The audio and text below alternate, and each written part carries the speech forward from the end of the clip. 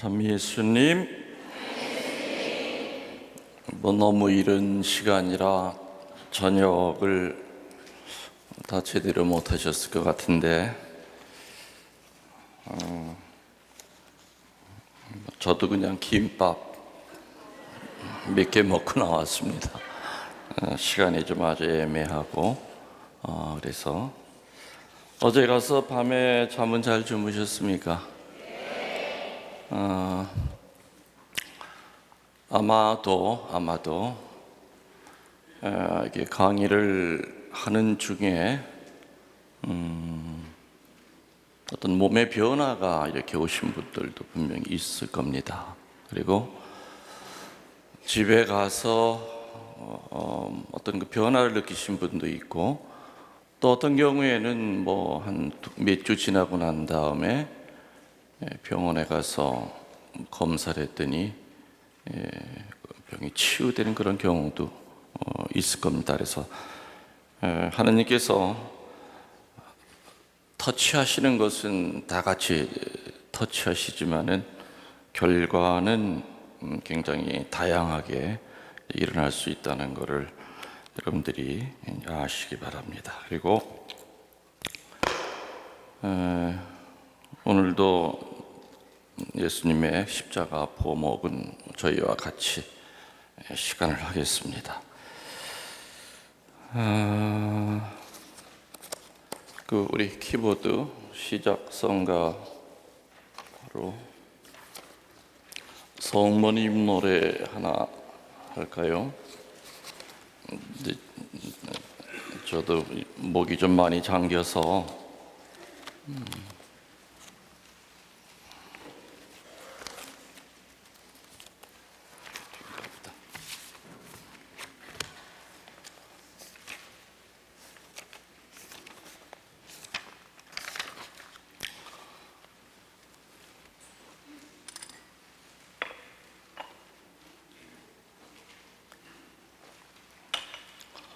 (41번) 로사리오의 마리아.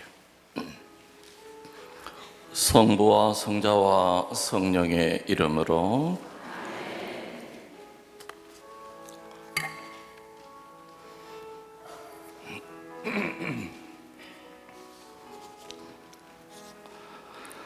이 여인 중에 복되시며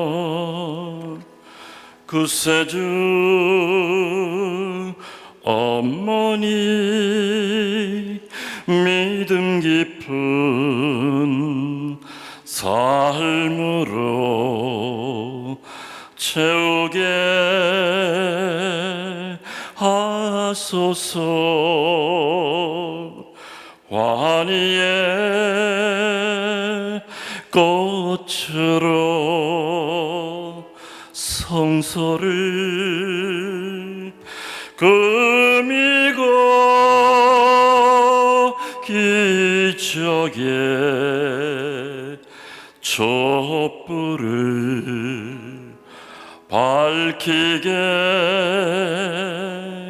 하소서. 마리아, 마리아, 로사리오의 마리아, 장미꽃 송이를 바치나이다.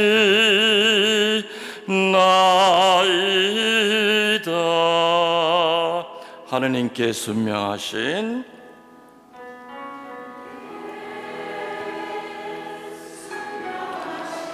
겸손한 어머니,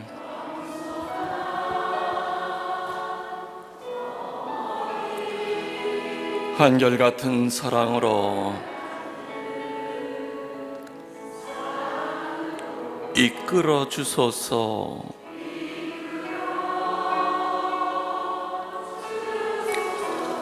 순결의 마음으로, 순결의 마음으로 찬미를 드리고 찬미를 드리고 은총으로 주신 축복 누리게 하소서.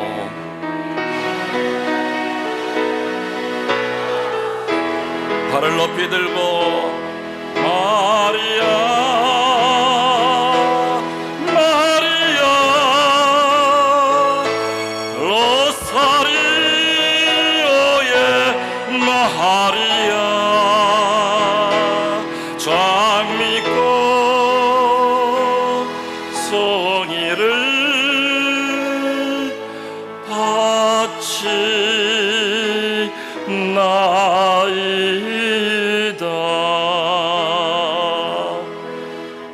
아멘. 박수 치셔도 됩니다.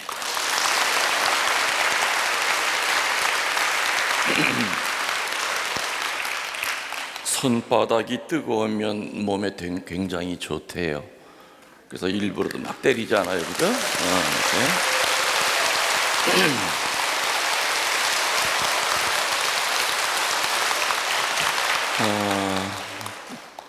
어제 이제 강의만 그냥 끝나고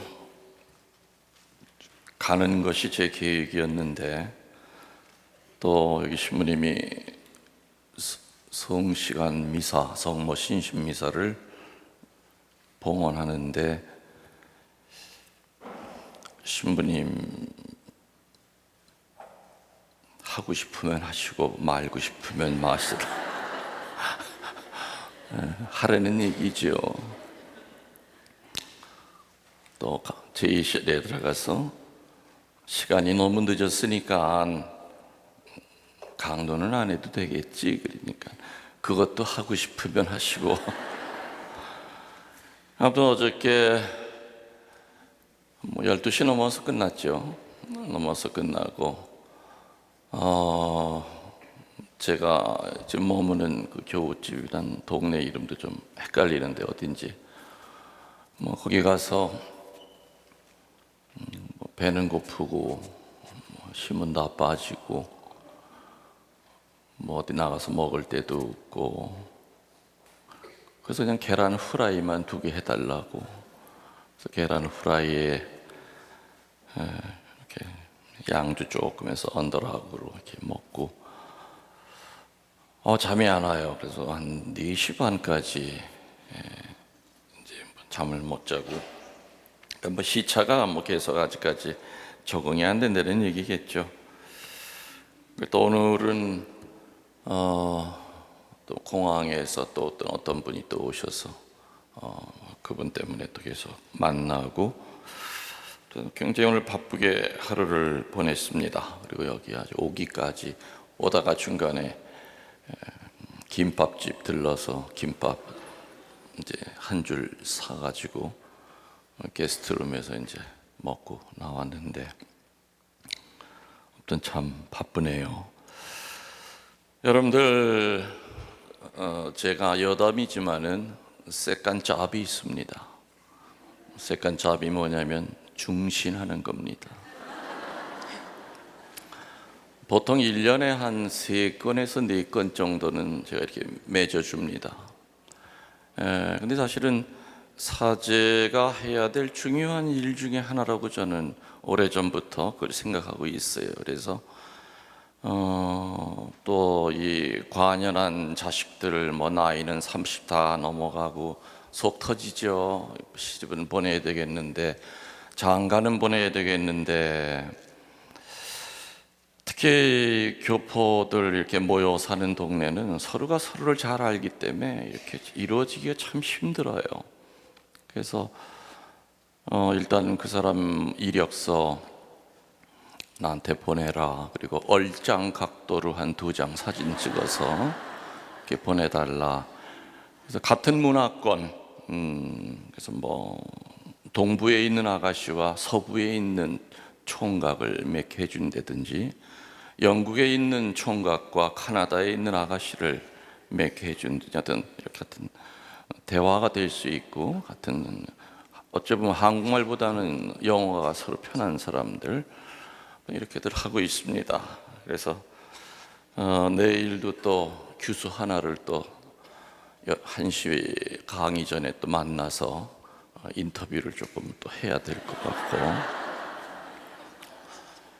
근데 내일 만나는 교수는 조금 내가 더 신경이 쓰여요. 왜냐면 내 조카를 연결시켜야 되기 때문에 그래요. 내 밑에 동생 아들이죠. 아들인데 그래도 더 관심 있게 내일은 좀 만나야 될 것 같습니다. 예쁜 여자 만나면 3년이 행복하다고 그래요. 착한 여자 만나면 30년이 행복하다고 그래요. 지혜로운 여자를 만나면 3대에 걸쳐서 행복하다. 결국에는 이쁜 얼굴은 세월 지나면 다 그게 그 얼굴이 다 비슷해져. 결국에는 지혜로운 여자가 집안을 일으키기도 하고 잘 나가던 집안을 풍지박산 내기도 해요. 동의하십니까? 저는 무수히 많은 그런 걸 보지요. 봐요. 제가 아무튼 중신을 하다 보니까 저에게 이렇게 어떤 여자를 원합니다라고 이렇게 신부님 저는 이런 조건을 갖고 있는 여자를 좀 만나게 해 주십시오. 편지가 왔습니다. 자기의 이상형을 이렇게 얘기했어요. 첫 번째가 남편에게 선을 행하는 여자. 아주 꿈도 야무집니다. 두 번째가 날이 새기 전에 일어나 음식을 준비하고 밤이 늦도록 일함으로 가정 경제를 일으키는 여자. 아주 가관입니다. 가관. 세 번째, 어려운 사람 도와주기를 즐기는 마음이 따뜻한 여자. 이건 저는 아주 참 괜찮은 생각이다. 네 번째는 입을 열기만 하면 지혜의 말이 터져 나오는 여자. 점입 가경입니다. 그 다음에는 내조를 잘하며 남편이 성공하도록 키워주는 능력 있는 여자. 그리고 마지막으로는 하느님을 경외하는 덕이 있는 여자. 이렇게 1번부터 쫙 번호를 적어서 이런 여자를 구해 달래요, 저한테. 그래서 저도 답을 썼습니다. 뭐라고 썼느냐? 딱 2줄로 썼죠. 그런 여자 있으면 내가 데리고 산다.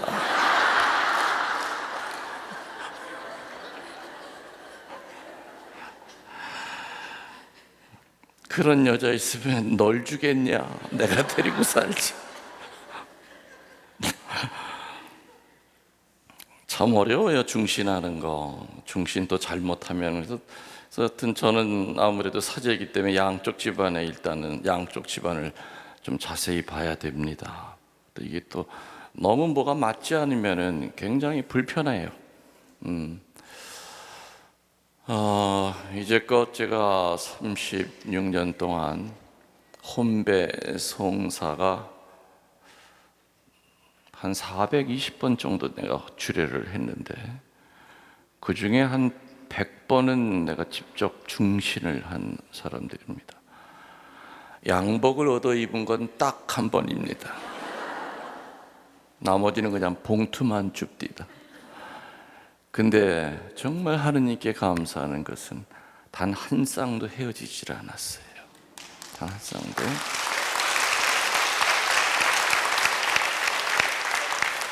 그리고 거기서 난 자식들이 있겠죠. 그 자식들이 저 보면은 이제 아주 그냥 할아버지 이렇게 뭐 옷자락 매달리듯이 그렇게 따르고, 그래서 저는 그게 또 저의 큰 제 재산이 아닌가 이런 생각이 듭니다. 사람 혈액형이 있죠. 우리 자매님은 혈액형이 어떻게 되세요? B형, 또 그 옆에 AB형, 또 AB형, 또 AB형, 또 여기는 B형, 여기는 희한해. O형은 하나도 없네. 저는 O형이에요. 우리 키보드 주자는 O형이에요. 그래. A형을 소세지라고 그런다고 그래요. 소세지. 소심하고 고집세고 지랄 맞고. A형이 소세지래요. B형을 오이지라고 그런대요. 오만하고 이기적이고 또 역시 지랄 맞고. O형을 단무지래요. 단순하고 무식하고 지랄 맞고. 마지막 뭐 남았죠? AB형은 지지지래요. 여기 AB형 계신데 그냥 지랄. 이건 제가 만든 게 아니라 누가 이렇게 얘기합디다. 뭐 이걸 그래서 또 상처받지 마십시오. 또 AB형들 또. 저는 그 O형 피를 가지고 있기 때문에 헌혈을 참 많이 하고 살았어요. 그런데 군종 신부 제대하고 이제 큰 수술을 한번 받았습니다. 그러냐면은 군종 신부 때 이제 특전사 공수부대 이제 근무하다 보니까는 그 점프라고 그러죠. 낙하산을 참 많이 탔어요. 비행기가 뜰 때마다 비행기 밑에서 고백성사를 주고 그리고 미사를 드리고 확률적으로 낙하산 2만 개 가운데 1개 정도가 안 펴집니다. 물론 뒤에 있는 주낙하산이 안 펴지면 앞에 있는 보조낙하산을 피면서 하는데 이 뒤에 있는 주낙하산이 안 펴지면 순간적으로 당황해서 기절을 해버려요. 그래서 이 앞에 보조낙하산을 못 피기 때문에 2만 개 떨어지면 1개 정도가. 그리고 또 땅에 이렇게 떨어지더라도 위에서 보면 평지인데 어떻게 평지겠습니까? 울퉁불퉁하죠? 희한하게 오른발제비는 오른발이 0몇 초라도 먼저 땅에 닿습니다. 저는 이제 특전사 군종신부로 있으면서 하도 비행기를 많이 타고 하도 점프를 많이 하고 그러다 보니까 훈련 받을 때는 몰랐는데 그것이 여러 해 동안 누적이 되다 보니까 이 연골이고 뭐 이런 것이 다 망가졌어요. 그래서 제가 강의할 때 이렇게 서서 못하는 이유 중에 하나가 그런 이유 때문입니다. 근데 그때 수술을 이제 큰 수술을 받았을 때 수혈을 받았죠. 근데 수혈 받은 것도 몰랐었어요. 근데 아무튼 그 다리 수술을 크게 하고 난 다음에 한 1년 지났는데 얼굴이 황달이 오면서 나중에 흑달로 변합니다. 그리고 피곤해서 살 수가 없어요. 그래서 병원에 가서 검사하니까 혹시 A형도 아니래요. B형도 아니래요. 그럼 왜 이렇게 피곤하냐? 글쎄 아무튼 뭐 모르겠다고 의사들이. 뭐 아무튼 별의별 걸 다 해봤죠. 근데 나중에는 이제 이렇게 시골 병원에만 돌아다녀 봐야 소용이 없으니까 서울에 큰 병원에 가자 해서 큰 병원에 가서 이제 간염 혹시 어떤 전문의한테 확인을 좀 해보려고 했더니 이렇게 히스토리를 들어보시더니 아무리 생각해도 C형 간염 같대요. 아니 C형이라는 게 있습니까? 그랬더니 왜 신부님 잘 아시지 않냐고. 의학 교과서에서는 non A, non B, A도 아니고 B도 아니다. 그게 바로 C형이다. 근데 마침 한국에 그 C형 간염을 이렇게 판별하는 기계가 들어와 있었기 때문에 판별하니까 바로 시형으로. 그래서 내가 우리나라 공식 1호가 됐어요. 그래서 KBS에도 자랑스럽게 얼굴이 나왔었습니다. 무지하게 쪽팔렸죠 그때. 뭐 그때 유일하게 간염약은 뭐 인터페론 뭐 그런 정도인데 C형은 써본 적도 없고 C형에 대해서는. 그리고 아주 그 당시 의학 선진국인 독일 같은 데서도 바이러스일 거다라고만 이렇게 짐작하지 정확하게. 그러나 중요한 것은 거의 99%는 수혈. 그 나보러 수혈을 받은 적 있느냐? 나 기억이 없다. 그 혹시 수술 받은 적이 있습니까? 요 근래 1년 전에 다리 수술 여의도 성모병원에서 했습니다. 바로 전화해 보니까 바로 나오죠. 수혈 받은 게. 그때 그 피를 다른 수술장에 있는 환자들, 수술하는 사람들이 나까지 합쳐서 5명이 받았대요. 그 한 피를 가지고 5명이 전부 다 C형 간염이 된 겁니다. 그러니 이게 뭐 어떻게 여의도 성모병원을 어떻게 내가 고발합니까? 사제가 누워서 침 뱉기지.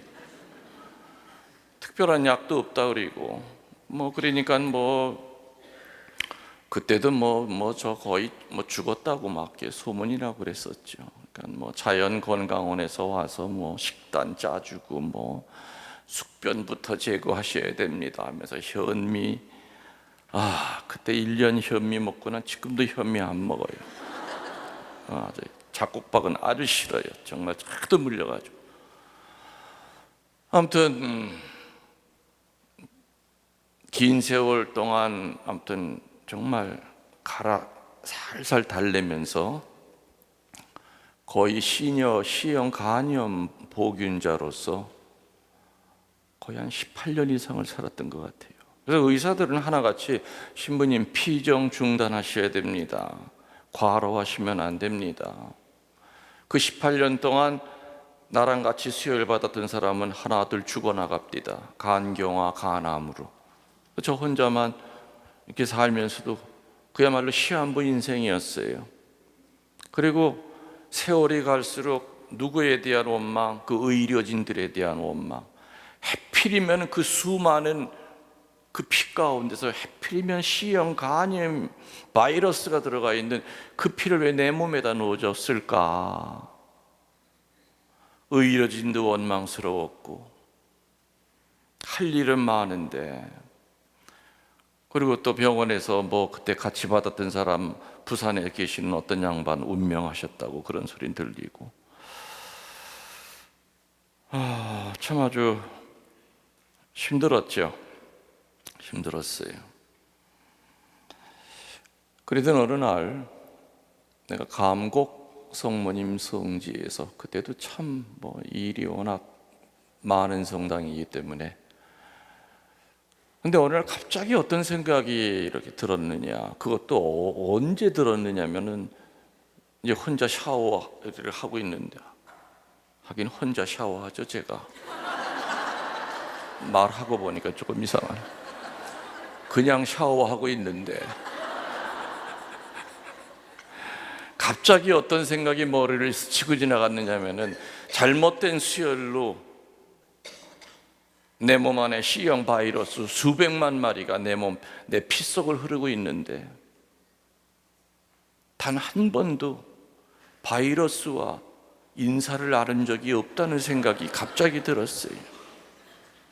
그래서 그때 20여 년 만에 처음으로 바이러스와 인사를 나눴답니다. 바이러스야, 미안하다. 내 오늘부터는 너를 내 몸의 일부로 인정할게.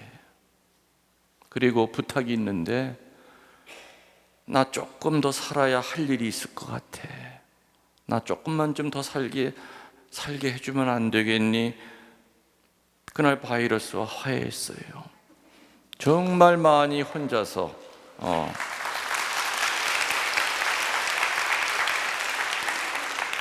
하여튼 그렇게 눈물이 많이 납니다.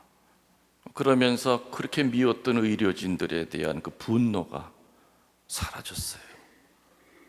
이제 너는 내 몸의 일부야. 내 몸의 일부야. 그리고 1년에 한 번씩 조직 검사를 하는데 몇 달 있다가 조직 검사를 하고 결과를 보러 갔더니 의사가 컴퓨터 이렇게 들여다보면서 빨리 얘기는 안 하면서 거기만 갸우뚱할 때 되게 불안하죠, 여러분들. 응? 거기다 막 혀까지 차가면서 참 그 앞에 앉아 있는 환자는 진짜 입이 짝짝 마릅니다. 왜 안 좋게 나왔습니까, 선생님? 이상하네요.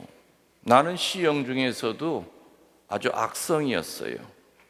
뭐 A 타입, B 타입 이렇게 여러 타입이 있는데 혈액 안에 바이러스의 양이 굉장히 많은 아주 악성이었죠.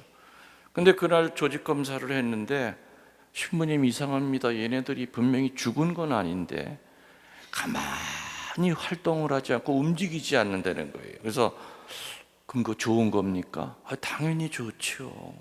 이렇게만 얘네들이 이렇게 활동하지 않으면 이 상태로만 신부님이 이렇게 보유하고 살살 달래면서 사시면 됩니다.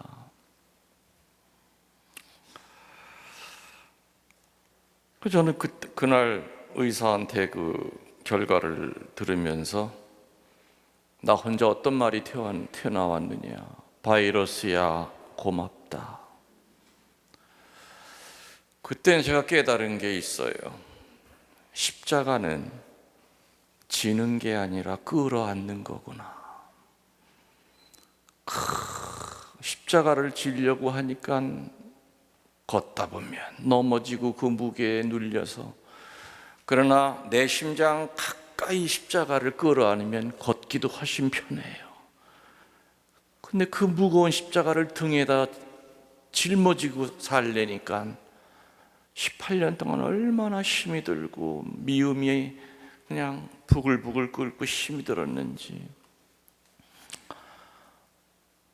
그런데 말이죠, 작년에 신약이 개발이 됐어요. 재작년에 미국에서 60알을 먹으면 99%가 낫는데 그게 10만 달러예요. 60알에 그걸 내가 어떻게 먹어요? 아무튼 그게 한국으로 들어와서 어떤 보험 처리만 될 때를 1년을 기다렸는데 들어왔는데도 불구하고 6천만 원이 한국에서. 그것도 나한테는 어림도 없는. 물론 제가 운영하는 카페가 있다고 그랬죠. 회원수가 3만 명이 넘어요. 그 소식을 듣고 신부님, 우리 3만 명 회원들이 돈 모금하면 6천만 원이야 못 만들겠습니까? 신부님 사서 드세요. 싫다. 그러던 참인데요, 서울의 어느 병원의 내과 선생님이 나한테 전화가 왔어요. 신부님, 방글라데시에서 카피한 약이 있습니다. 근데 성분은 똑같습니다. 근데 그게 얼마예요? 200만 원이래요. 방글라데시는 워낙에 가난한 나라이기 때문에 그 의약품이 이렇게 그 로열티가 면제가 된 나라예요. 그래서 방글라데시 인도 쪽에 제약회사들이 세계적으로 유명한 제약 많이 들어가 있대요. 그래서 아무튼 방글라데시에 있는 그 간염 환자들을 위해서 그냥 200만 원 정도에 이렇게 파는데 방글라데시 사람들한테 200만 원이 어디 있어요, 그죠? 그러니까 그것이 동남아로 퍼져나가는 거예요. 그 약이 그 현지에서는 소비를 못하고. 그래서 한국에서도 그 약을 가지고 서울에 있는 의사들이 시염, 간염 환자들을 이렇게 하는데 성분은 똑같다는 거죠. 짝퉁이 아니라 카피. 그리고 의사가 신부님 속는 셈 치고 한번 들어보세요. 그래서 200만 원 보냈더니 약통 2개를 보냈는데 방글라데시 말이 써 있는 약통도 아주 후집디다. 그래서 그걸 하루에 한 알씩 4주를 먹고 난 다음에 피 검사하고 또 4주 먹고 피검사했는데 4주를 딱 먹고 난 다음에 피검사를 딱 했어요. 깜짝 놀랐어요. 수백 마리 바이러스가 0이 나온 거예요. 0이. 예. 그리고 혈액 검사하면 GPT, GOT 이런 거 나오잖아요. 그게 이제 다 40 밑으로 정상으로 18, 20으로 떨어지고 맨날 90, 110 막 넘어갔는데, 야, 이게 어찌 된 일이야. 그래서 선생님 보러, 그럼 이제 안 먹어도 완치된 겁니까? 아니, 그거는 아직은 아닙니다. 어떤 2통을 다 4주씩 피검사하면서 60일 동안을 드시고, 그래도 제로로 나와도 그래도 그때도 완치 판정 안 합니다. 약을 안 먹고 2달을 있고 난 다음에 2달 후에도 바이러스가 검출이 안 되면 그때는 확실히 완치 판정을 하겠습니다. 그래서 작년 12월 6일 날 의사한테 마지막으로 신부님 이제는 C형 간염으로부터는 완전히 치유가 됐습니다 하는 소리를 들었는데,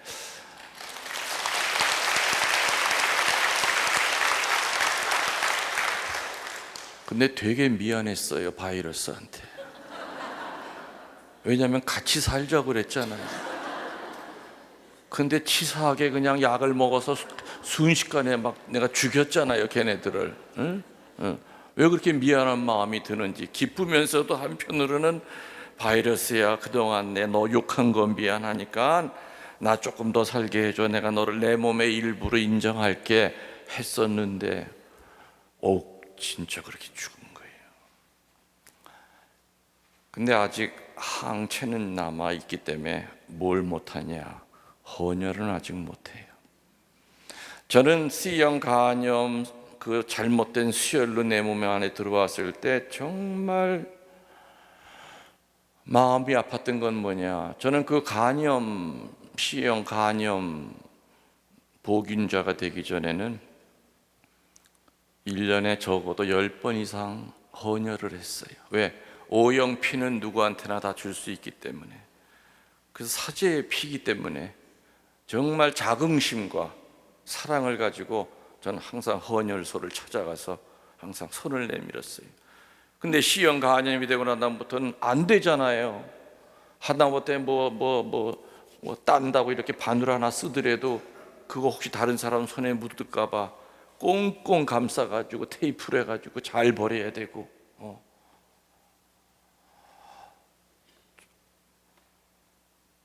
그래서 지금도 저는 기도해요. 이 항체만 좀 없어지면 다시 내가 옛날처럼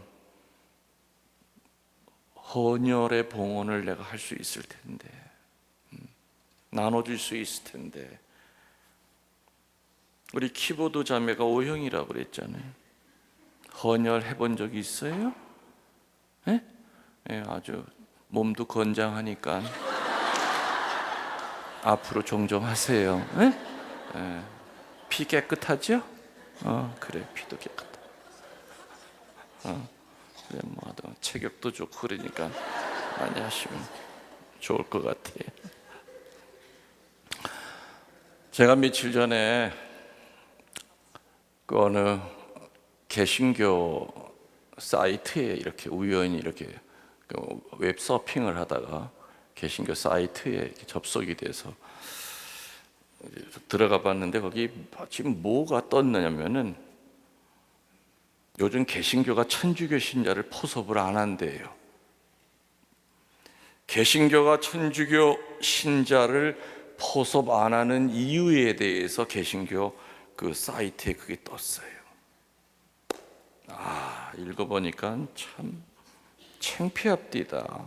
첫 번째, 천주교 신자는 개종해도 11주 할 줄 모른다.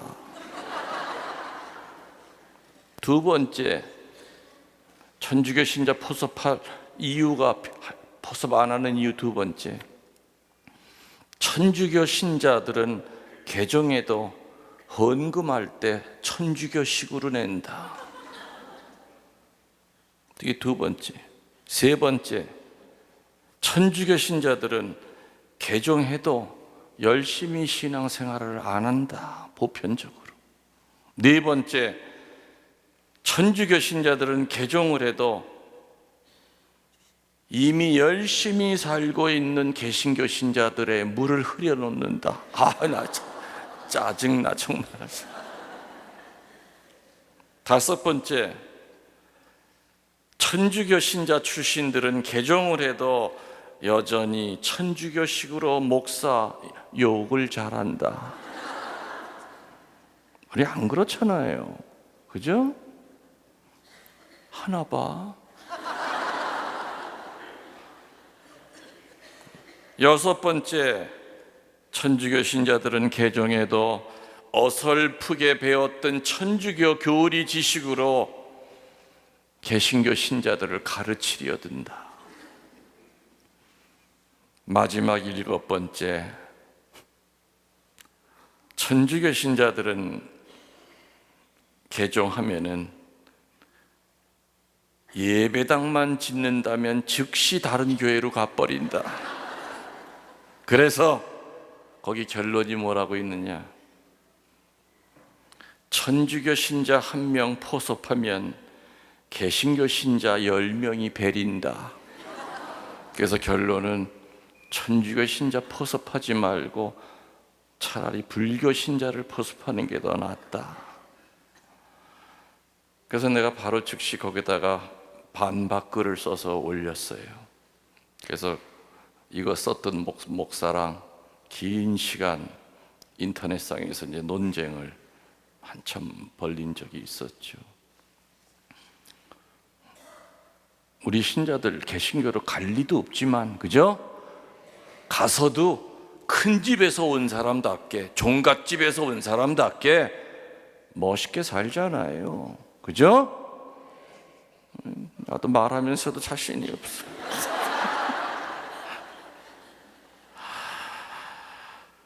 여러분들, 글쎄요, 여기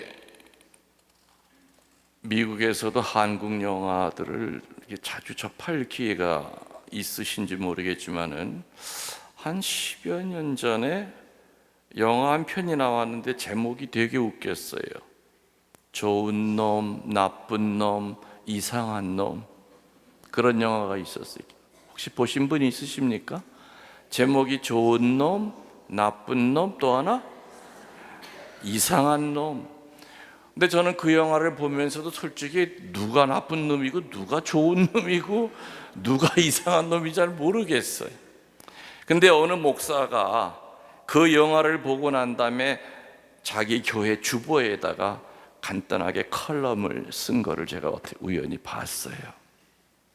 그 영화를 본 소감을 어느 목사가 자기 교회 주보에다 적었는데 제목이 뭐였느냐? 좋은 교회, 나쁜 교회, 이상한 교회. 그리고 그거를 풀이를 했어. 그 목사가 길게도 아니고 아주 짧게 좋은 교회는 어떤 교회냐? 말씀대로 사는 교회다. 두 번째, 나쁜 교회는 어떤 교회냐? 말씀을 팔아먹는 교회다. 무슨 얘기인지 이해가시죠? 세 번째, 이상한 교회는 어떤 교회냐? 말씀대로 사는 것처럼 보이는데 실제로는 내면적으로는 장사를 하는 교회다. 그게 이상한 교회다. 아주 짧게 요약을 한 글이지만 굉장히 임팩트가 저한테는 아주 강했어요. 그리고 저는 그 목사가 한 그 얘기를 이렇게 읽으면서 정말 하루 종일 좀 묵상을 했어요. 그래서 제 나름대로 좋은 신부가 있고 나쁜 신부가 있고 이상한 신부가 있었다. 그럼 좋은 신부는 어떤 신부님이냐? 인간적으로 보면 참 많이 부족하지만 길을 쓰고 예수님을 닮으려고 애쓰는 사제가 좋은 신부입니다. 내 나름대로 그렇게 정의를 했어요. 또 나쁜 신부는 누구냐? 위선자처럼 사제를 직업으로 알고 살아가는 사제다. 여러분들 사제가 직업이에요, 아니에요? 아니에요. 넓게 생각하면 목사직은 어떤 의미에선 직업일 수도 있어요. 왜? 처자식을 거느려야 되기 때문에. 근데 사제는 직업이 아니에요. 어제도 내가 잠깐 신학교 들어가게 된 그 동기를 잠깐 얘기 드렸죠. 많은 신자들이 저에게 물어요. 신부님은 다시 태어나셔도 분명히 사제가 되실 거죠? 그러죠. 미쳤냐 그래요 내가. 이 힘든 것을 왜 두 번 또 사냐. 하느님에게 약속을 했기 때문에 하느님과의 그 신의를 깰 수가 없어서 지금 세상에서는 사제로 살지만 그럴 리도 없겠지만 만일에 다시 태어난다면 얼마나 많은 부부들을 내가 성가정 되는 방법을 가르쳤어. 그러니까 나는 다음에 태어나면 실습을 해야 되나 더. 장가를 가야지 나도. 이게 직업이라면요, 사제가 전 절대로 사제 직업 안 택했어요. 힘들죠. 너무 힘들죠. 신자들은 그래요. 아유, 신부님 뭐 딸린 식구도 없고 뭐 아유, 신부님이 뭐 제일 편하죠. 너도 살아봐라. 사제직이 힘든가, 그렇게 편한 직업인가? 근데 말이죠, 그건 있어요. 사제가 놀고 먹으려면 진짜 놀고 먹을 수 있어. 하루에 미사 한 대 딱 해주고 나 오늘 할 일 다 했어. 근데 사제가 정말로 예수님을 닮아서 일을 찾아서 하려면 하루 24시간이 부족해요. 사제가 일 안 한다고 주교님이 불러서 혼 안 내켜요. 근데 정말로 찾아서 일하려고 하면은 눈꽃 틀 새가 없어. 너무 바빠요.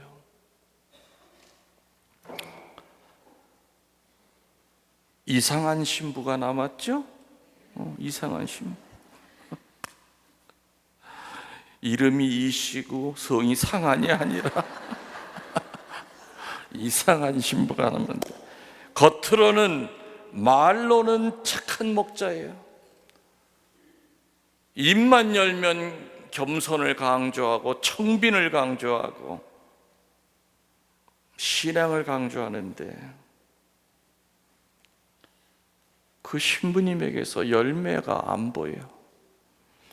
어떤 때는 착한 목자였다가도 어떤 때는 나쁜 목자였다 왔다 갔다 하는 사제. 그러면 또 좋은 신자가 있고 나쁜 신자가 있고 이상한 신자가 있을 거예요.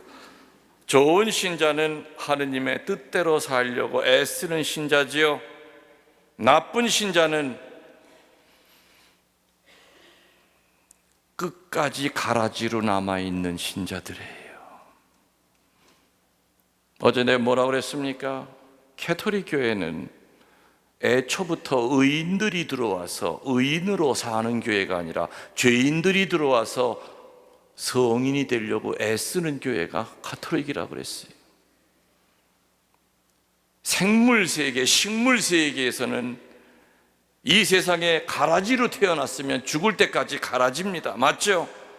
그러나 영의 세계에서는 회개라고 하는 그 정화의 단계를 거치면 죄인도 성인이 될 수 있는 교회가 우리 가톨릭 교회고, 수많은 성인 성녀들이 태어날 때부터 성인 성녀로 태어난 사람은 없었다 이겁니다. 이상한 신자는 끝까지 가라지로 남으려고 발버둥을 쳐요.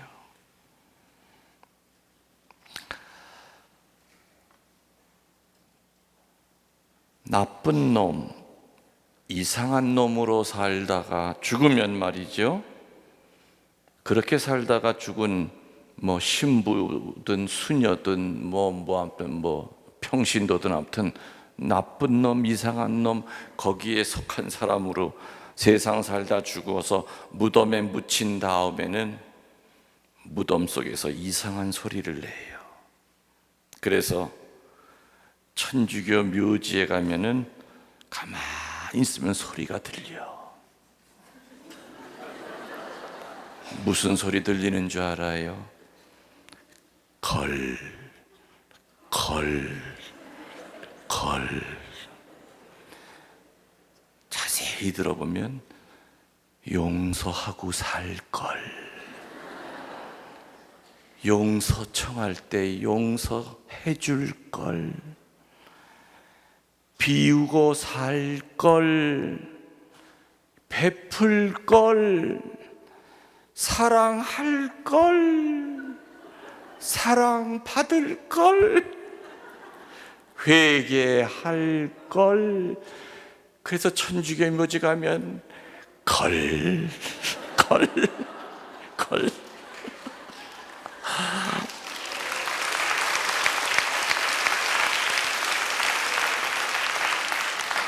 그런데 말이죠, 열심히 잘 살다 죽은 영혼, 착한 사람, 착한 신부, 착한 신자, 착한 수녀가 되어 살다가 죽은 그분들의 무덤가에 가면은 위에 기억이 하나가 더 붙어. 앞에는 걸걸거리잖아요. 근데 여기는 껄껄,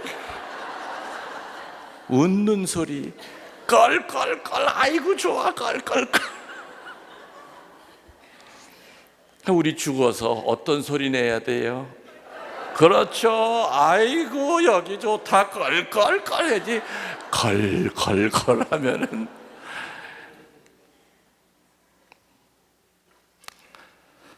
여러분들, 영국의 유명한 작가 제인 오스틴이 쓴 편견과 오만이라고 하는 소설이 있는데 읽어보신 분도 있겠죠. 여러분들, 편견을 뭐라고 생각하세요? 편견은 그 소설에서 이렇게 나옵니다. 내가 다른 사람을 사랑 못하게 만드는 게 편견이라고 그랬어요. 내가 편견을 갖고 있는 사람은 다른 사람을 사랑 못해요. 그게 편견의 정의예요. 늘 편견에 사로잡혀 있는 사람은 결과가 항상 잘못된 판단으로 흐르기가 쉽다는 거죠. 판단의 정확도가 거의 틀려요. 편견이라고 하는데 사로잡혀 있는 사람. 그래서 편견은 내가 남을 사랑 못하게 하는 게 편견이에요. 그리고 오만은 뭐냐? 남이 나를 사랑 못하게 막는 게 오만이에요. 오만한 사람 곁에는 아무도 가려고 하질 않아요. 맞죠? 그 사람 개인 보면 참 똑똑해. 근데 고슴도치처럼 온몸에 가시가 돋아서 그 인간만 한번 휘젓고 돌아다니면 다 찔려. 잘 되던 레지오도 그 인간만 들어오면은 다 깨지고, 잘 되던 구역도 마찬가지고, 잘나기는 혼자 더럽게 잘나던데. 오만은 다른 사람이 나를 사랑 못하게 만드는 거예요. 그래서 오만한 사람 곁에는 가지 않기 때문에, 왜? 가봤자 뭘 받아요? 그렇지, 상처받아요. 미쳤어, 내가 저 사람한테 왜 가? 지 혼자 잘난 인간인데. 저렇게 오만한 사람, 아유 상대하기 싫어. 그래서 오만한 것의 결과는 뭐냐? 외로움이에요. 지독한 외로움이에요. 프라이드는 너무너무 강한데 주변에 보면 아무도 없어요. 친구도 없고 같은 형제지간도 이렇게 멀리해요. 그런데 말이죠, 대부분 편견이 있는 사람은 동시에 오만해요. 그리고 오만한 사람은 대부분 또 편견이 있어요. 여러분들 동전 앞과 뒤가 있는데 동전 앞뒤가 서로 볼 수 있어요, 없어요? 못 봐요.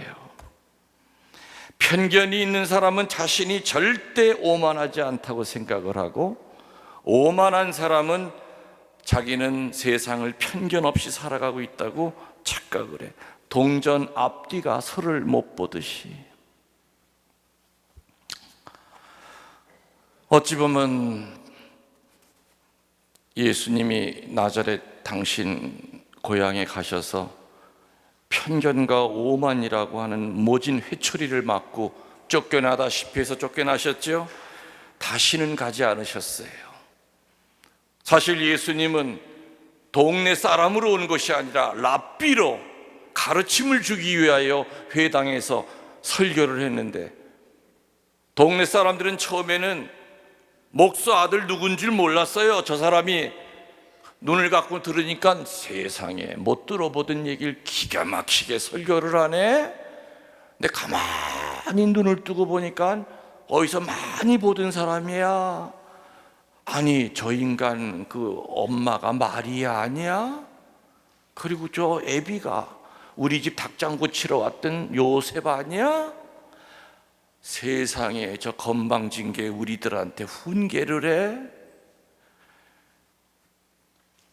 거룩함에 쌓여있던 그 사람들이 순식간에 자기네들을 무시한다는 생각, 다시 말하면 편견과 오만으로 똘똘 뭉쳐지기 시작했죠. 그래서 예수님은 편견과 오만에 사로잡혀 있는 사람한테는 가실 수가 없어요. 편견과 오만으로 차 있는 사제 곁에는 예수님은 접근할 수가 없어요. 편견과 오만으로 차 있는 고위 성직자 곁에는 예수님은 가실 수가 없어요. 편견과 오만에 사로잡혀 있는 사람은 본인 스스로가 천국의 문을 닫아거는 것이겠죠. 우리 절대로 편견과 오만에 사로잡혀서 나쁜 놈이 되지 맙시다. 이상한 놈도 되지 맙시다. 좋은 사제, 좋은 수도자, 좋은 신자가 됩시다. 그렇죠? 그래서 죽어서 우리 무덤가에 다른 사람이 오면은 허탕하게 웃는, 깔깔깔대면서 웃는 그런 소리를 듣게 해야지. 용서할 걸, 빚 갚고 죽을 걸 이런 소리 듣게 하면 안 되겠죠. 여러분들, 성서에 예수님이 공생활을 시작하시면서 12제자를 선택하시고 난 다음에 구원 사업을 펼치기 시작하셨는데, 그 제일 첫 번째가 치유입니다. 뭐라고요? 치유. 예수님이 우리를 치유하시는 방법을 우리는 수직적인 치유라고 합니다. 그리고 우리들끼리 서로 치유하는 걸 우리는 수평적인 치유라고 합니다. 그 두 개가 합쳐지면 묘하게 십자가가 만들어져요. 근데 우리들이 다른 사람을 치유하는 그 원칙과 방법도 역시 우리들은 예수님이 어떻게 사람들을 치유하셨는가, 그거를 묵상하고 거기서 그 원리를 도출해내야 됩니다. 제가 묵상한 것으로는 예수님은 적어도 3가지의 원칙을 가지고 사람들을 치유하셨어요. 마찬가지로 우리도 그 3가지의 원칙을 따르려고 애써야 됩니다. 예수님의 치유의 첫 번째 원칙은 뭐냐? 예수님은 어떤 일이 있어도 치유시키실 때 조건을 붙이지 않으셨다는 겁니다. 조건을 달지 않으셨어요. 조건이라는 말 대신에 용서라고 하는 말을 집어넣어도 돼요. 예수님은 용서하실 때 절대로 조건을 걸고 용서하지 않으셨어요. 또 예수님은 봉헌하실 때 절대로 조건을 걸고 봉헌하지 않으셨어요. 치유시키실 때 조건을 걸지 않았다. 솔직히 여러분들, 그때 당시에 예수님 따라다녔던 그 수많은 사람들이 믿음이 있어서 따라다녔겠습니까? 아니에요. 99.9%는 기복이에요. 저 양반 쫓아다니면 병 난대. 예수님이 뽑은 12제자까지도 기복으로 쫓아다녔어요. 그래서 우리 스승님이 왕 하면은 누구는 왼쪽, 누구는 오른쪽, 그 애미가 벌써 로비하잖아요. 세상에 왕으로 오는 줄 알고. 성경에 너의 믿음이 너를 살렸다고 하는 말을 들은 사람은 몇 사람 안 돼요. 그 나머지 치유받은 사람들은 예수님이 믿음을 보고 치유시키신 것이 아니에요. 조건을 걸고 치유시키신 것이 아니다 이겁니다. 치유시킬 때마다 하나하나 불러서 교목음 잘 내냐? 구르실려 갔다 왔니? 애미는 다녀왔어? 다시 말하면 치유받을 만한 자격이 있기 때문에 치유시킨 사람들이 아니라는 겁니다. 용서도 마찬가지예요. 예수님은 용서할 때 눈곱만큼도 조건을 안 붙였어요. 근데 우리들은 누군가를 용서할 때 나도 모르게 단서를 붙여요. 여러분, 자식을 용서할 때도 그래, 오늘은 엄마가 너를 용서하지만서도 다음번에 또 네가 이럴 시에는 그때 넌 절단 날 줄 알아라. 여러분들, 누군가를 용서할 때 조건이 붙는다는 얘기는요, 조건이 붙는 것만큼 아직 나는 너를 못 믿겠다 그 뜻이에요. 그 소리를 듣는 그 상대편은 우리 엄마가 나를 용서한다고 입으로는 하지만 절대 용서하는 게 아니야. 용서받는 느낌이 안 들어요. 그래서 용서는 무조건 용서지 조건을 거는 용서라는 그 말 자체가 모순이지요. 하느님께 봉헌할 때도 무조건 봉헌이지, 하느님과 딜을 할 겁니까? 거래를 할 겁니까? 그분과 대차 대조표를 만들어서 손익 계산을 할 겁니까? 무조건 봉헌이에요. 무조건 치유예요. 그래서 예수님이 치유하는 수직적인 치유의 첫 번째 원칙은 그분은 어떤 경우라 하더라도 단서를 달지 않았다는 거죠. 여러분들, 누군가를 치유시키셔야 될 입장이라면 조건 붙이지 마세요. 무조건 치유하세요. 돌아오는 것이 눈꽃만큼도 없다 하더라도 무조건 치유하세요. 여러분들 아시지 않습니까? 사람 사이에 왜 상처가 생겨요? 부부 사이에 왜 상처가 생기고, 사제와 본당 신자 사이에 왜 상처를 주고받고, 주기는 줘요 서로가. 근데 항상 마음 한구석에는 되돌아올 것을 기대한단 말이에요. 아내가 남편에게 5을 주면서 속으로 생각하죠. 내 저 인간한테 5 되돌려 받을 생각은 내 꿈도 안 꿔. 그러나 지가 인간이면 내가 적어도 5을 줬다면 적어도 나한테 2은 되돌려 주겠지? 어디 자매님들 2 받아본 적 있습니까? 2 안 돌아와요. 시어머니가 며느리에게 열을 베풀면서 제가 그래도 되먹은 아이면 이 시애미가 열을 베풀었는데 지한테 적어도 나한테 5은 되돌려 주겠지? 어디 여기 계신 시어머니들 며느리한테 5 되돌려 받아본 적이 있습니까? 천만에. 주면서도 우리는 늘 조건을 걸다 보니까 조건이 안 채워져요. 그럴 때는 내 마음속에 씨앗이 하나 떨어져. 그 씨앗의 이름이 뭔 줄 압니까? 서운한 씨앗이야, 걔 이름이. 근데 그놈의 씨앗은 어떻게 생겨 먹었는지, 물 안 주고 비료를 안 줘도 얼마나 잘 자라는지 몰라. 그 씨앗에서 싹이 올라오는데 그 싹의 이름이 분노의 싹이 올라와요. 그리고 그 분노의 싹에서 줄기가 쫙쫙 뻗죠. 그리고 그 줄기 끝에 열매가 맺는데 그 열매가 뭐냐? 무관심이라고 하는 열매가 맺어지기 시작해요. 무관심이라고 하는 개념은 성서적으로는 영적 죽음을 나타냅니다. 영적 살인을 뜻합니다. 차라리 이년 저년 이놈 저놈 하면서 싸울 때는 한바탕 치고받고 난 다음에 관계 개선의 희망이라도 보이지만, 아예 한 집에 살면서도 영어로 you가 아니라 that, this, you는 인격을 그래도 존중하는 표시지만 사람을 가지고 this, that, 물건한테 하는 거죠. 그래서 요즘 결혼한 독신자들이 얼마나 많습니까? 이미 딴방 쓴 지 오래예요. 그리고 그 딴방 쓰는 부부들의 그 연령층이 점점 더 낮아져요. 결혼한 지 1년 만에 벌써 딴방 쓰는 부부들 많습니다.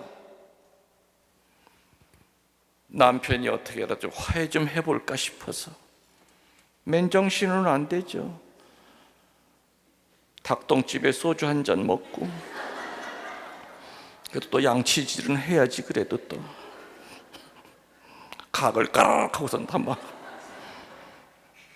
마누라가 자는 방에 몰래 스며듭니다. 침대에 이렇게 올라가다가 볼태기를 그냥 발로 한 대 맞고 떨어지죠. 어디를 겨들어와. 신부님은 어떻게 꼭 해본 것처럼 그렇게 잘하십니까? 모르는 것 빼고 다 압니다. 여러분들, 이 무관심이라고 하는 영적 죽음의 상태도 그 시작은 미미한 씨앗으로 시작이 됐죠. 그 씨앗의 이름이 뭐라고요? 서운한 씨앗. 그런 그 씨앗에서 미움의 싹이 삐짓고 올라오기 전에 그 씨앗을 죽이면 돼요. 그죠? 제처제를 타서 말려 죽이든지 도끼로 패 죽이든지, 아무튼 그놈의 씨앗을 죽이면 돼. 그럼 죽이는 방법이 뭐예요? 내가 이미 얘기 다 했어요. 이미 복선은 다 깔려 있어요. 줄 때부터 어떻게 하라는 거예요? 그렇죠. 눈꽃만큼도 받을 생각 말고 무조건 주세요. 사람이 나한테 채워주지 못하는 거를 하느님이 채워주실 거라고 믿으세요. 그러면 애초부터 주면서부터 기대를 안 해요. 항상 상처는 베풀면서 돌아올 거를 기대할 때 기대가 안 채워지니까 우리는 피를 흘리고 상처를 받는 거죠. 치유할 때 조건 걸지 마시고, 누군가를 용서할 때 조건 걸지 마시고, 빚을 탕감해 줄 때도 조금도 조건 걸지 마시고, 하느님 앞에 회개할 때도 이러쿵 저러쿵 핑계대지 마시고 그냥 겸손하게 회개하세요. 우리가 많이 쓰는 영성 용어 가운데서 비슷하지만 전혀 다른 얘기들이 많아요. 예를 들면 걱정하는 것과 기도하는 것은 비슷하지만 전혀 달라요. 안타깝게도 대부분의 신자들은 기도한다고 하면서 대개는 걱정만 하다 끝나요. 걱정을 하면은 마귀가 들끓어요. 그러나 기도하면 기적이 일어나. 그래서 마귀는 수단 방법을 가리지 않고 기도까지 못 나가게끔, 분심 잡념 걱정만 하다 끝나게끔 수단 방법을 가리지 않고 작전을 써요. 그리고 걱정한 것을 기도라고 착각하게 만든다 이거죠. 걱정하면 마귀가 들끓고 기도하면 뭐가 일어난다고요? 기적이 일어나요. 그거랑 비슷한 얘기 또 있죠. 후회와 회개의 차이예요. 후회와 회개. 어느 청년들 피정 가서 여러분들 우리 학생들 회개가 뭡니까 하니까 어떤 놈이 손 들고 일어나더니 회 먹고 다음날 개 먹는 거예요. 너 이리 나와봐. 귀퉁뱅이란데 그냥 회 먹고 다음날 개 먹는 게 회개래. 여러분들 그게 회개예요?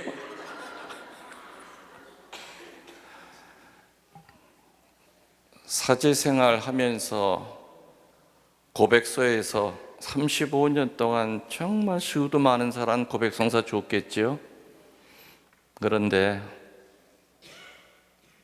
정말 안타깝게도 이 사람은 정말 회개하고 있구나 하고 느낀 사람은 100명이 안 될 것 같아요. 이 사람은 후회만 하다 나가는구나 라는 느낌을 받을 때가 훨씬 더 많았어요. 후회와 회개의 차이는 뭐냐? 후회는 자기중심적인 거예요. 회개는 하느님 중심적인 거예요. 다시 말하면 후회라고 하는 것은 죄에 떨어진 지 자존심이 기분 나쁜 거예요. 또 고백소에 들어가는 것 자체가 지가 기분이 나쁜 거예요. 하느님 마음은 아랑곳 없어요. 죄에 떨어진 지 자신이 신경질이 나는 거예요. 그 대표적인 인간이 누구였습니까? 유다스였죠. 유다스는 처음부터 끝까지 자기중심적이었어요. 유다스는 12사도 가운데 돈을 맡아보는 회계, 총무라고 그럴까요? 항상 돈에 쪼달렸어요. 지금처럼 무슨 지로가 있고 계좌가 있어서 예수님 돕기 후원회가 있어가지고 매달 10,000원씩이 들어오는 시대가 아니었지 않습니까? 얼마나 배가 고팠는지 예수님이 장정 12를 데리고 다닐 때 안식일인데도 남의 집 밀밭에 들어가서 밀이삭 비벼 먹다가 욕을 퍼대기로 얻어먹잖아요. 얼마나 사는 게 고달픈지 예수님이 여우도 굴이 있고 날아다니는 새도 둥지가 있지만 인자는 머리 들고 쫓아오구나. 때가 되면은 사실 제일 고민스러운 것이 총무예요. 어디 가서 밥을 먹고 이 12명을 어떻게 먹여야 될까? 그리던 차에 예수님을 팔아넘기려는 유혹이 들어오죠. 몇 냥에 은전 30냥이에요. 은전 30냥이면 그 당시 노예 한 사람을 사고 파는 값입니다. 그리고 그 돈 30냥이 있으면 장정 12이 적어도 3달 이상은 살 수 있는 빵을 살 수 있는 값이었어요. 한순간 유다스는 머뭇거렸지만은 이내 자기 중심이 됩니다. 그래, 일단 예수님을 넘기는 척하자. 내가 아는 예수님은 그렇게 호락호락하게 넘어갈 분이 아니야. 능력자야. 아마 끌려가시는 척하다가 단모통이 돌면서 짜자짜잔 하고 도수를 부려가지고 그놈들을 쓰러뜨리고 우리 앞에 나타나실 거야. 그러면 돈은 돈대로 주머니에 들어오고 그분도 살아계시고 꼭 먹고 알 먹고 또랑치고 가재치고 잡고 말 타고 종 부리고. 예수님 팔아넘길 때도 철저하게 예수님의 입장은 생각하지 않았죠. 그리고 끌려갔어요. 유다스는 뒤를 쫓아가면서 언제쯤 뻔때를 한번 보이실까? 근데 예수님은 마치 도살장에 끌려가는 양처럼 아무 저항을 안 하셨죠. 그리고 매달려가지고 무지막지한 채찍질을 당할 때도 그 어마어마한 능력을 안 보이시는 겁니다. 그 탱자나무 가시가 머리를 박히도록 그렇게 내리 눌렀는데도 예수님은 아무런 저항을 안 하셨어요. 왜 저분이 왜 저러실까? 왜 저러실까? 마침내 14cm가 되는 철대못이 정중앙 신경을 끊는 그 어마어마한 고통을 당할 때도 예수님은 엘로이 엘로이 레바 사바타니 아무 저항을 안 하고 돌아가셨죠. 예수님 돌아가시고 난 다음에 유다스는 멘붕이 온 겁니다. 아닌데, 내 계획은 원래 이런 게 아니었는데, 내가 아무리 돈에 미친놈이라도 내가 우리 선생을 은전 30냥에 넘길 만큼 파렴치한 놈은 아닌데, 난 앞으로 이제 어떻게 살아야 되지? 나는 구원 못 받아. 구원 받고 안 받고까지도 본인이 결정을 합니다. 만일에 그때 유다스가 성모님과 다른 제자들이 모여있는 다락방에 찾아가면 아마 다른 제자들이 몽둥이를 들고 아마 덤볐을지 모르겠지만 누가 막았겠습니까? 그렇죠. 성모님이 막아서셨을 거예요. 니들도 할 말 없어. 스승 끌려갈 때 다 어디 갔었어 니들도 유다스랑 다를 게 없어. 성모님이 유다를 감쌌을 거예요. 아마 그렇다면 지금 유다는 성유다가 됐을 겁니다. 그래서 유다스는 처음부터 끝까지 하느님의 마음을 헤아린 적이 없었어요. 죽는 순간까지도 구원받고 안 받고까지도 본인이 결정했던 거죠. 그래서 나는 마지막 택한 길은 스스로 목숨을 끊는 것밖에 없어. 나는 구원 못 받을 테니까. 이게 후회입니다. 알아들으셨습니까? 회개는 하느님 중심적인 하느님의 마음을 헤아리는 거죠. 내가 냉담했던 그 긴 시간 동안 성모님 마음이 얼마나 아프셨을까? 내가 입으로 죄 지을 때 내 안에 계신 성령이 얼마나 애타게 기도하셨을까? 베드로 사도는 3번이나 배반했잖아요. 그죠?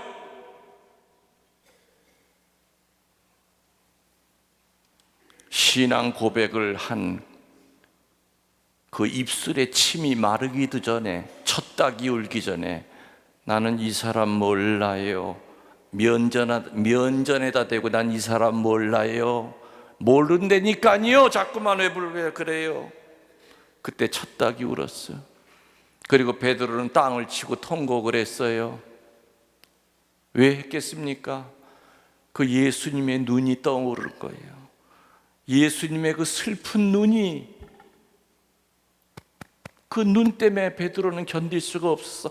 차라리 당신 모르요 할 때 너 이놈아, 네가 나한테 이럴 수 있어, 이 못된 놈아, 나한테 욕이라도 하셨으면 덜 미안할 텐데.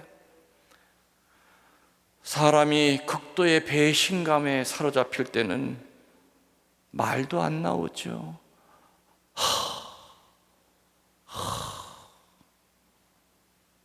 그냥 깊은 데서 올라오는 애절한 한숨만 나올 뿐이에요. 베드로 사도는 첫 닭이 울면서 예수님의 그 연민 어린 눈길이 생각이 났던 거예요. 저 어른이 얼마나 속이 상하셨으면 저렇게 아무 말도 못하고 나를 그렇게 믿으셨을 텐데, 제일 맞은데 내가 으뜸 제자인데, 그래서 베드로라고 하는 세례명도 줬는데,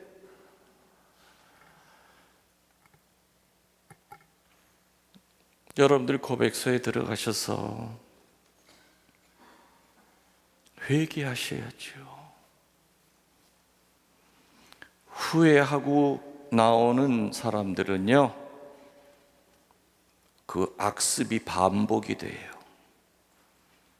그러나 회개하는 사람들은 끊을 수가 있어요.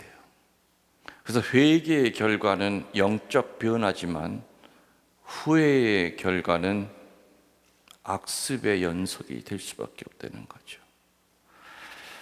그래서 우리는 영성적인 용어 가운데는 비슷하지만 참으로 다른 그런 얘기들이 많이 있습니다. 예수님의 치유 두 번째 원칙. 예수님은 치유하시기 전에 반드시 기도하셨고, 치유가 끝나고 난 다음에 반드시 감사 기도로 마무리하셨다는 겁니다. 예수님은 수많은 사람들한테 시달렸겠죠. 제자들은 도미노로 타는 것도 힘이 들어서 허덕허덕거리고 해만 떨어지면 쿨쿨 잠에 떨어졌지만, 그때 예수님은 홀로 일어나서 어디로 가셨어요? 산으로 올라가셔서 뭐하러? 약초 캐러? 산삼 캐러? 성부께 기도하러. 성부께 기도하러. 누군가를 사랑하고 누군가를 치유하고 누군가를 용서할 때 그 힘은 본인에게서 나오는 게 아니에요. 성부께서 주시는 그 힘이 먼저 나를 적셔야 돼요.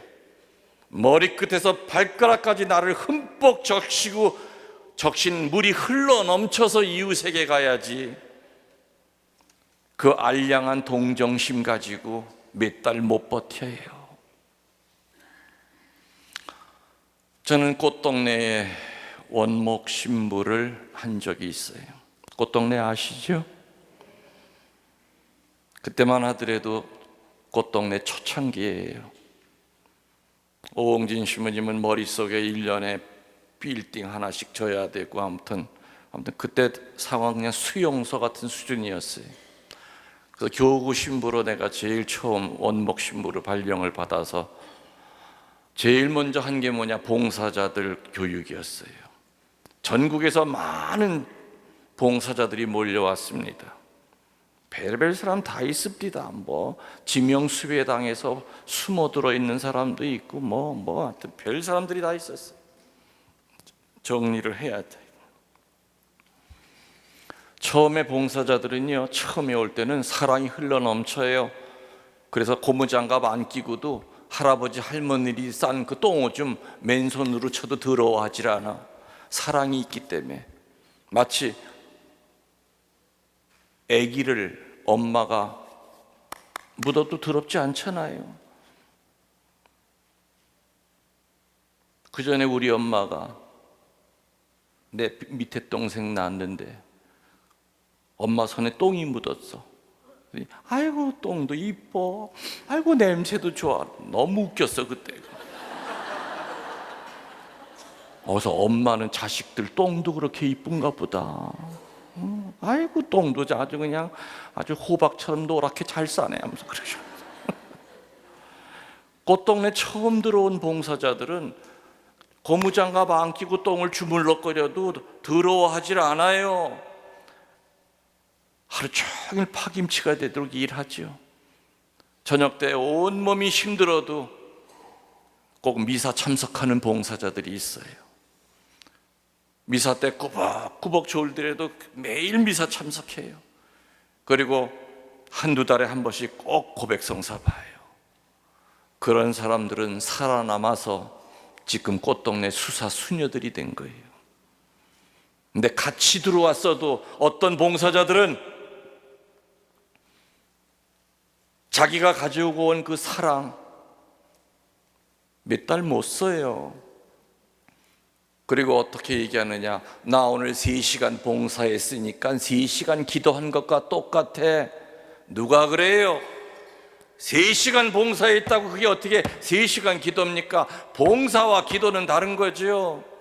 합리화를 시키면서 미사 참석 안 하기 시작하고 영성 생활을 안 하기 시작해. 봉사자들이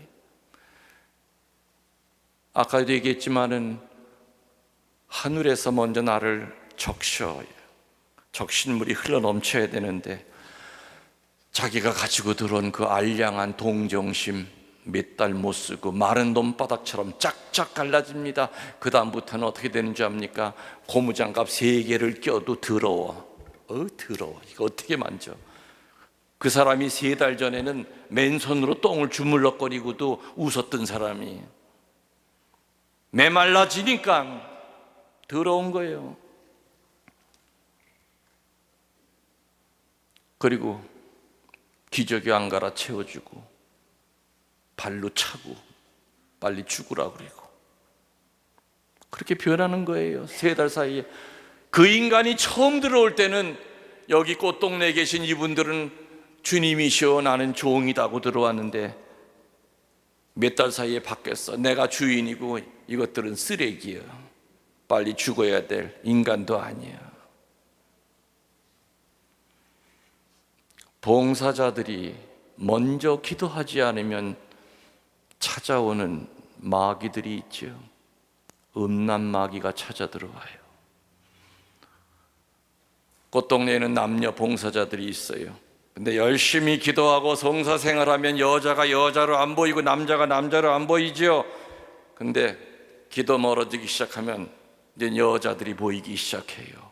음란 마귀가 들끓기 시작해. 그래서 눈 짝짝짝짝 맞춰가지고 일 저지르고 나갈 때 그냥 나갑니까? 돈 훔쳐가지고 또 나가죠. 그래서 분도 수도원에 가면은 전 세계 어느 분도 수도원이든지 들어가는 입구에 일하고 기도하라라고 되어 있습니까? 아니면 기도하고 일하라라고 되어 있습니까? 그렇지. 기도하고 일하는 거예요. 기도하고 봉사하는 거고, 기도한 다음에 용서하는 거고, 기도한 다음에 치유하는 거고, 기도한 다음에 봉헌하는 거지, 봉헌한 다음에 기도하는 게 아니고 치유시키고 난 다음에 기도하는 게 아니죠.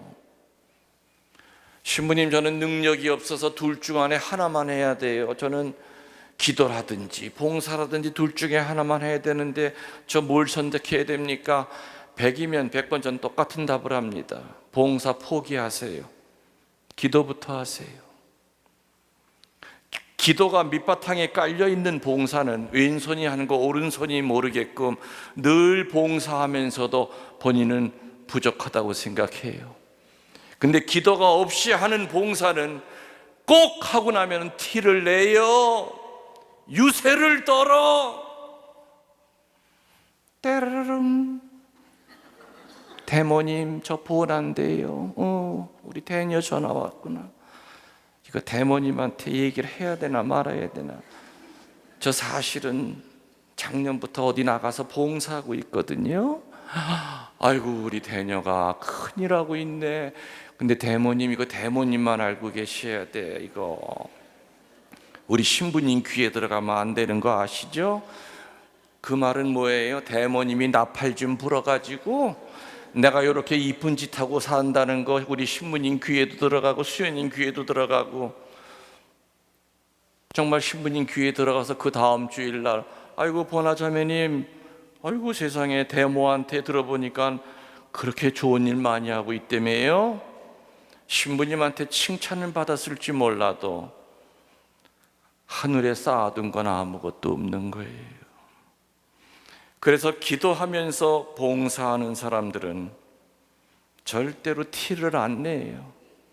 늘 봉사하면서도 부족하다고 생각이 되지만은 기도가 없이 하는 봉사는 어둠이 끌어요. 그리고 기도하고 봉사하는 사람의 얼굴은 비록 육신은 힘들어도 얼굴은 평화로워요. 근데 기도가 없이 하는 봉사자들의 그 얼굴을 보면은 아주 얼굴이 이쁘질 않아, 편해 보이질 않아.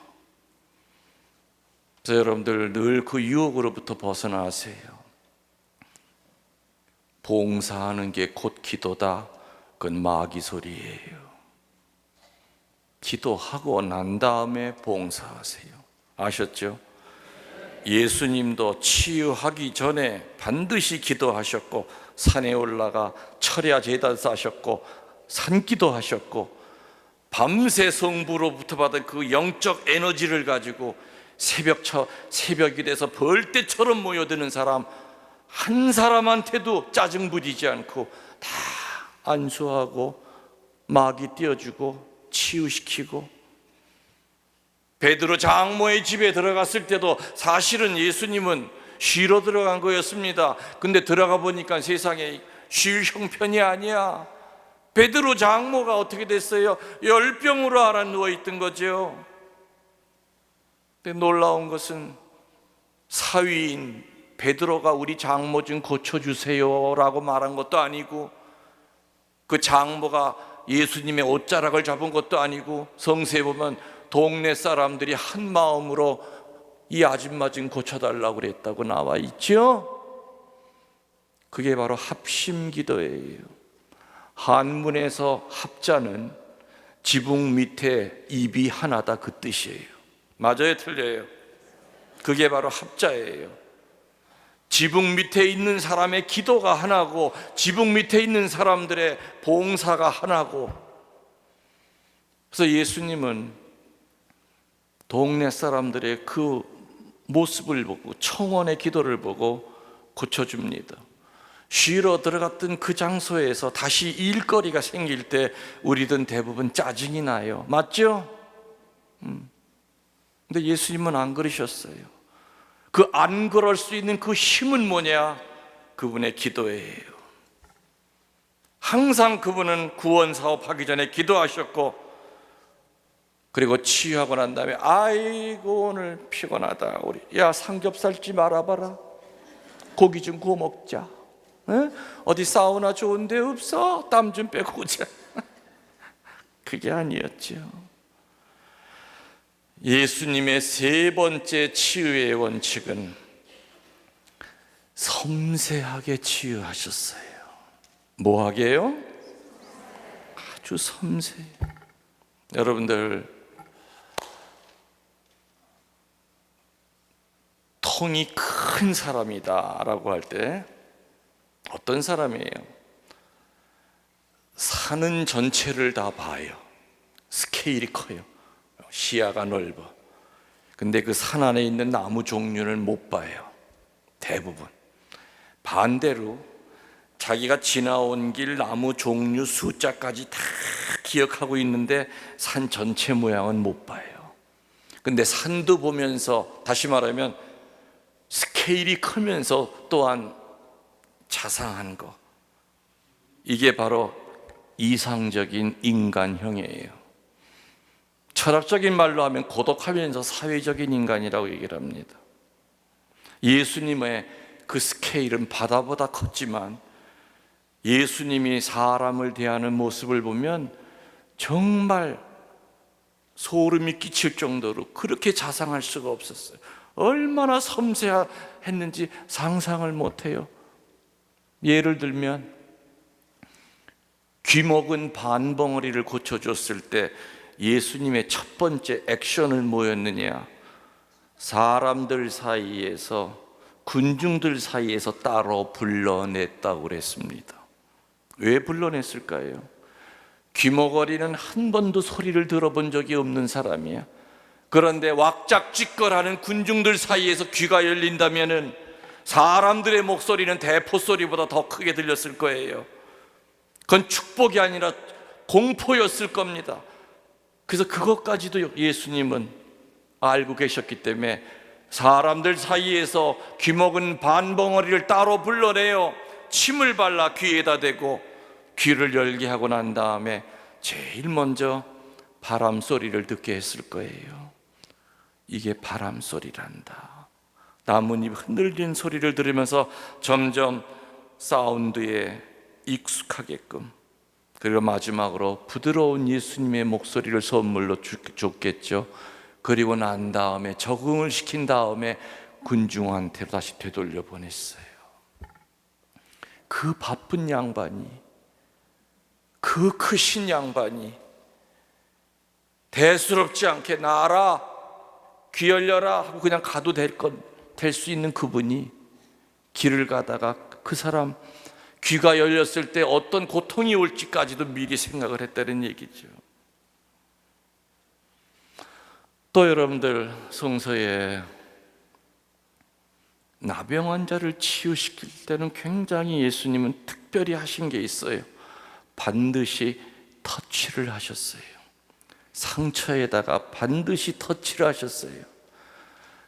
고름 줄줄 흘러내리는 그 상처에 손 안 대고도 병 나아라 해도 나을 수 있었겠지요. 근데 예수님은 왜 특별히 나병 환자들을 치유할 때만큼은 꼭 몸에다가 손을 댔느냐?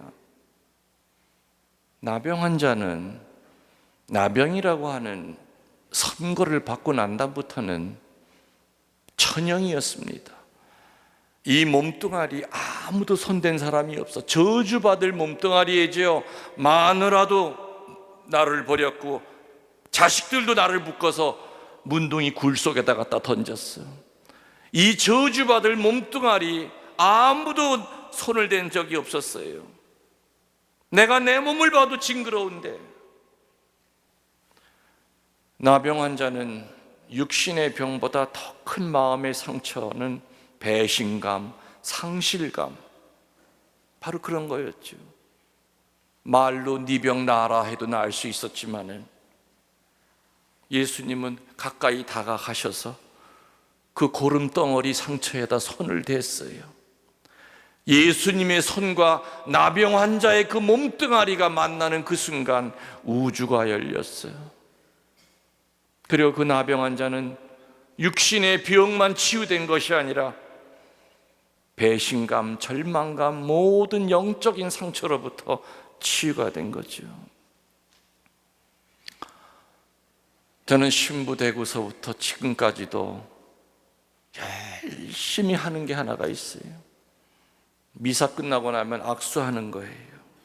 신자들 항상 악수하고, 할머니들은 한번 허구해주고, 등 한번 두둥겨주고. 저는 할머니들한테 꼭 누님이라고 불러요. 좋아 죽으려고 그래. 신부님이 나보러 누님이래요. 너무너무 좋죠. 신부님 손을 잡아야 일주일이 편해요. 사제의 손은 예수님의 손이에요. 맞죠? 저는 나병 환자 치유시켰던 그 예수님의 따뜻한 손, 그거 우리 신자들 느끼게 해주고 싶은 거예요. 머리에 안수를 안 하더라도 신부님 손만 잡아도 나 치유받아, 내 상처 해결될 수 있어. 그 믿음대로 되는 거지요. 여러분들 누군가를 치유할 때 무대뽀적으로 하지 마세요. 섬세하게 하세요. 다시 말하면 아들과 대화할 때 방법이 다르고 딸과 대화할 때 방법이 달라요. 내가 누군가 대화하려고 할 땐 적어도 묵주기도 한 꿈이라도 하고 난 다음에, 주님, 제가 말 주변이 부족해요. 우리 애는 변호사예요. 말로는 제가 당할 죄간이 없어요. 제 입을 좀 가지셔서 얘 좀 어떻게 회개시켜 주세요. 그리고 어릴 때 나한테 받은 상처가 그렇게 크대요. 우리 아들 상처 치유시켜주고 싶은데 방법을 모르겠어요. 저 좀 도와주세요. 예수님은 그 수많은 사람, 한 사람 한 사람 그냥 넘어간 적 없으셨죠. 섬세하게 치유하셨어요. 여러분들 그 얘기 아시죠? 나병 환자 10사람이 동네에 병을 고쳐주는 예수님이 왔다는 얘기를 듣고 굴 속에서 여기서 죽으나 내려가다 돌에 맞아 죽으나 우리 한번 내려가 보자. 발가락도 다 없어지고 손가락도 없고 얼굴 칭칭 구멍만 몇 개 뚫려 있는 그 몸뚱아리를 가지고 10명이서 그 냄새나는 이불을 뒤집어 쓰고 10명이서 쩔뚝거리면서 예수님 계신 그 마을로 내려갑니다. 나병 환자는 절대로 동네 한가운데 나올 수가 없었죠. 만일에 산길에서 몸이 성한 사람을 만나면 먼저 소리 질러야 돼요. 가까이 오지 마세요. 나 나병 환자예요. 가까이 오지 마세요. 나 나병 환자예요. 동네 내려갔다 돌에 맞아 죽었습니다. 나병 환자 죽이는 건 죄가 안 됐어요. 왜? 사람이 아니고 저 인간은 저 정도로 죄를 많이 졌기 때문에 마땅히 저런 벌을 받았다고 생각했기 때문에 그렇죠. 10명이서 군중들이 잔뜩 예수님 한가운데 모셔놓고 모여있는 가까이 다가갑니다. 사람들은 예수님 쪽을 보고 있기 때문에 나병 환자 10명이 오는 것을 못 봤죠. 근데 뭐가 냄새가 이상해. 보니까 아이고 무서워, 이게 뭐야. 예수님도 알아챘어요. 근데 다른 때 같으면 친절하게 예수님이 일어서셔서 나병 환자 쪽으로 오셨을 텐데 그날은 그렇게 냉정할 수가 없었어요. 그리고 뭐라 그래요? 딱 한마디 하시죠. 사제에게 가서 니들 몸을 보여라고 그래요. 이게 무슨 말이에요? 사제는 동네 한가운데 계신데 그럼 사제 만나러 동네 한가운데로 들어갔다니까 마저 죽으라는 얘기인데 10명의 나병 환자들은 순식간에 동열합니다. 그 중에 하나가 야, 여기까지 왔는데 저분 시키는 대로 한번 해보자. 그래서 사제가 있는 동네 한가운데를 향하여 가기 시작하는데 동네 들어가기도 전에 어떻게 돼요? 병이 치유가 돼. 10명이 병이 나은 거예요. 다시 말하면 여러분들 집에서 떠나서 오늘 이 김신부를 만나러 오면서 벌써 이미 치유가 되신 거예요. 여러분들이 주일마다 예수님을 만나러 성당을 향하여 신발을 신고 예수님 계신 곳을 향하여 걸음을 옮길 때 벌써 이미 치유는 시작이 된 거예요.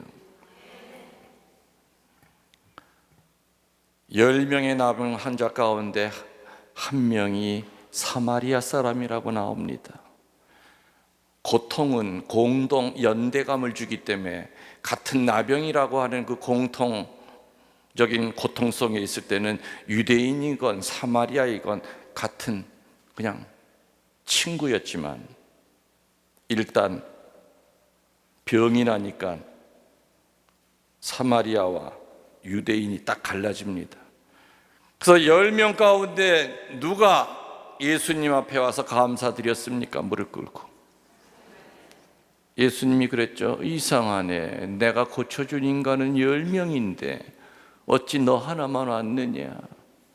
도대체 9은 어디 갔느냐?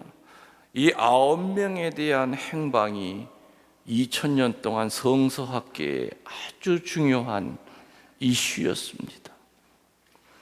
저도 이것을 이 9명의 행방을 찾느라고 내가 23년 동안을 연구를 해가지고 지난주에 드디어 결과가 나왔어요.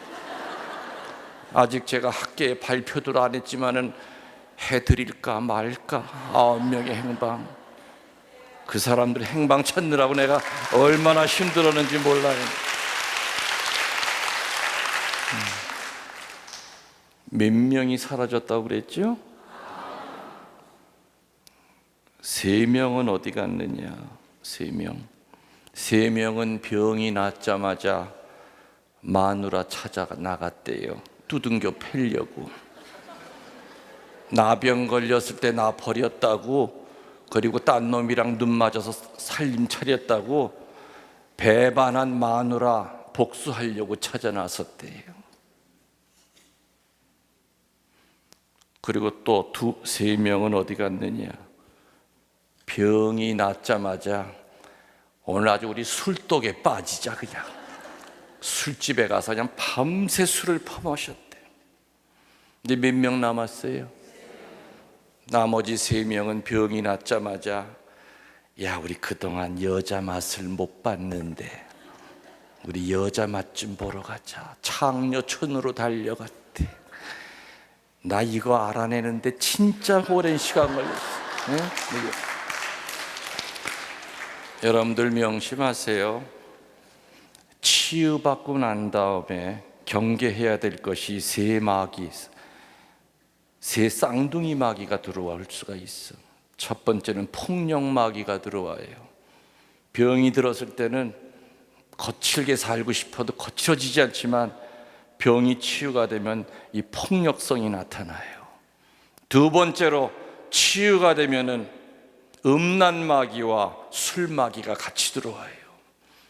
몸이 약할 때는 술이 받질 않기 때문에 먹을래야 먹을 수가 없지만은 건강을 찾고 난다면 술을 다시 찾기 시작해요. 그리고 음란하기 시작해요. 폭력 마귀와 음란 마귀와 또 하나 술 마귀는 새 쌍둥이예요. 그래서 치유받은 자가 늘 경계해야 될 것은 바로 그 마귀들이죠. 우리 잠깐 쉬었다가 나도 오줌이 말해서 참을 수가 없어. 영광이 성부와 성자와 성령께, 성부와 성자와 성령의 이름으로.